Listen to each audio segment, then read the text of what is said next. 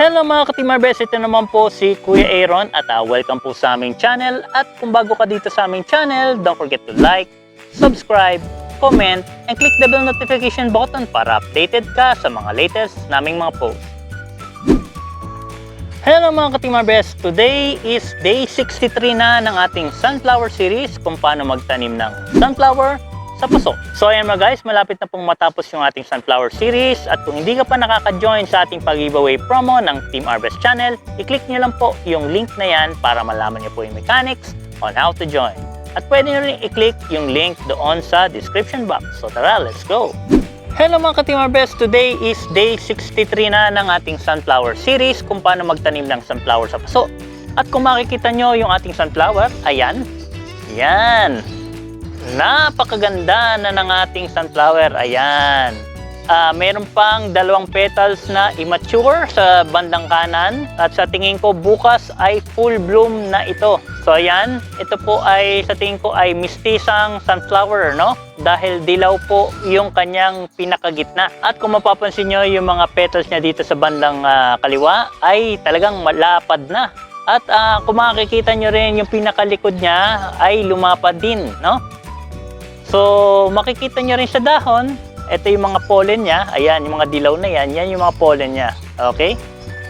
So, yan yung mga bumabagsak dito sa gitna, yung mga flowers niya dito, yung mga small flowers. And over time, yan ay magigipong mga buto na pwede nyong itanim sa susunod na season.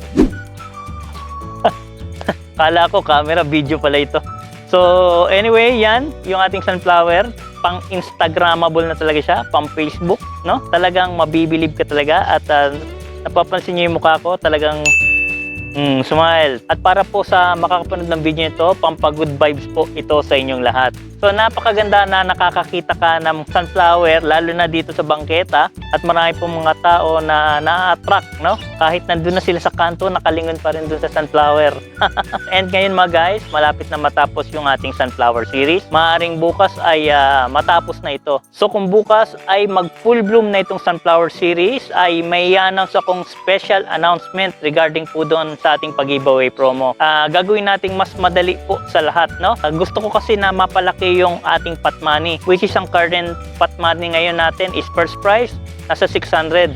Gusto ko pa siyang patasin. So, bukas i-announce ko just in case na mag full bloom yung ating sunflower. So, ini-encourage ko po kayo mga guys na supportan nyo po yung ating sunflower series. So, pwede nyo pong i-share ito sa inyong social media, sa Facebook, sa Instagram, sa Twitter, or kahit sa anong social media platforms, no? So once na tumaas ang ating views, pati ang revenue, siguradong tataas po yung pot money. So yung 600, maaring tumaas pa, no? So pinagpaplanuhan ni Kuya Aaron kung paano po natin mapapataas yung ating pot money. Kasi pag 600 lang talaga yung ipamimigay ko, wala lang, saglit lang yon. Ipang-Jollibee nyo lang. Tapos, hindi makakatulong sa paghahanap ng trabaho or pagtatayo ng negosyo. Kasi gusto ko pong makatulong sa mga wala pong trabaho ngayon. Yung mga kababayan natin Pilipino na wala pong trabaho ngayon. Pwede nilang gamitin sa paghahanap ng trabaho at pwede nilang gamitin sa pag-start ng negosyo. So, yun lang po ang gusto namin mangyari dito po sa Team Harvest Channel at